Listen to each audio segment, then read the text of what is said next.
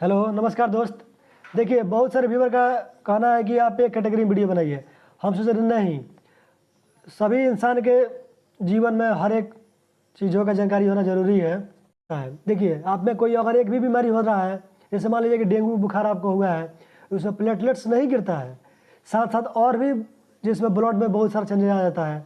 आपको पता है कि शरीर के लिए ब्लड ही इम्पोर्टेंट है, जो भी है ब्लड बहुत ही इंपॉर्टेंट है। अब ब्लड में ही मान लीजिए कि वाइट ब्लड हो गया, उसमें आपका किसी तरह का दोष अगर पाया जाएगा तो वाइट ब्लड जितना काम करता है वो पूरा सारा काम प्रभावित करेगा। तो सब में थोड़ा थोड़ा बहुत दोष तो आना चालू हो जाता है। आप ब्लड कम भी होगा उसमें भी आपको दिक्कत होगा, तो ब्लड जब कम होगा तो सब में प्रभावित करता है ना। तो उसी की वजह से देखिए ब्लड तो आप खा कर, जैसे कि बहुत सारा मौसमी फल भी है या मेडिसिन भी आता है, आप खा कर बड़ा पूरा पुनः अपना संतुलन बना सकते हैं। लेकिन देखिए ब्लड में किसी तरह का अगर कमी हो रहा है, आप वाइट ब्लड हो, रेड ब्लड हो या प्लाज्मा हो या टोटल क्यों ब्लड क्यों ना हो, किसी भी तरह का अगर इसमें अगर कमी होगा तो पूरा प्रभावित करता है। जो राइट में दिया है लास्ट में, इतना से इतना के बीच में होना चाहिए, जो बीचों बीच दिया है उतना है अभी, ठीक है। देखिए आपको सामने चार्ट जो लगाए हैं, देखिए इसमें सही से यही हम आपको बताते हैं।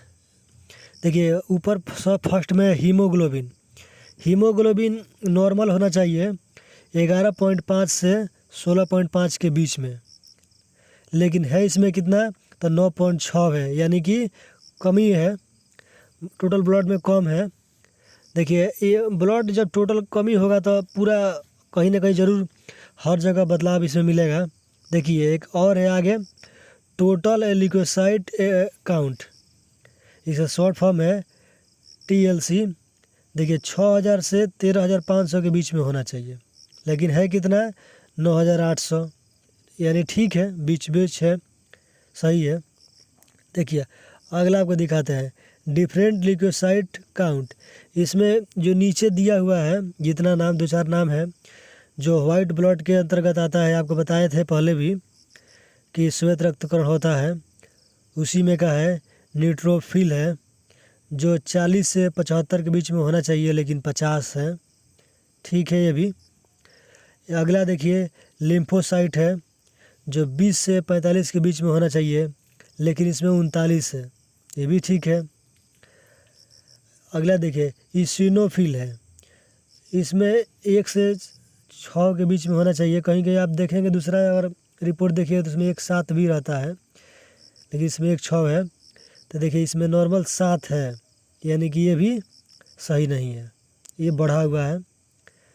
अब देखिए अगला है इसका एक मोनोसाइट जो 2 से 10 के बीच में होना चाहिए, लेकिन 4 है, ये भी ठीक है, बीचों बीच है।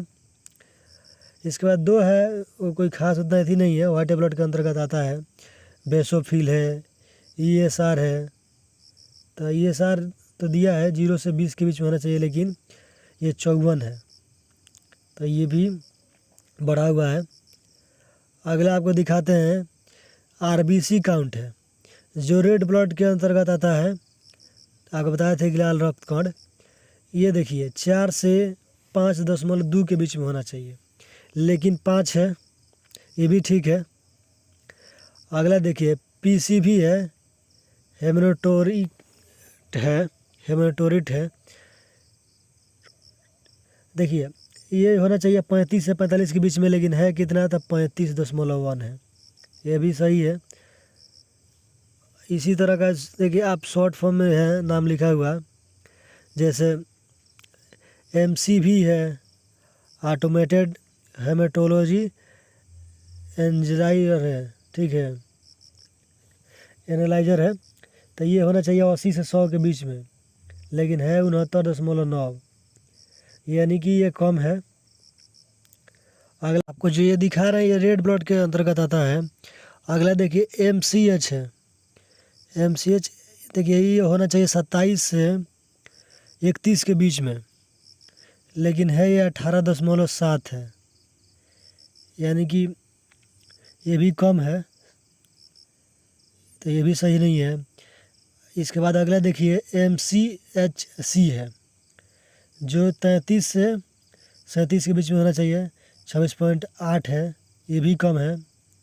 आखिरी लास्ट में है देखिए प्लेटलेट्स, जो नॉर्मल प्लेटलेट्स होना चाहिए 1.5 लाख से 4.5 लाख के बीच में होना चाहिए, लेकिन इसमें कम है।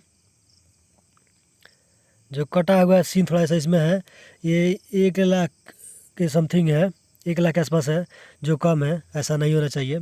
तो प्लेटलेट्स कितना होना चाहिए? 1.5 से 4.5 लाख के बीच में होना चाहिए, लेकिन है 1 लाख कुछ है, तो गलत है, कम है।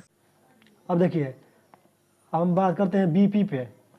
बहुत लोग आप आजकल देख रहे हैं कि बीपी कम बेस होते रहता है।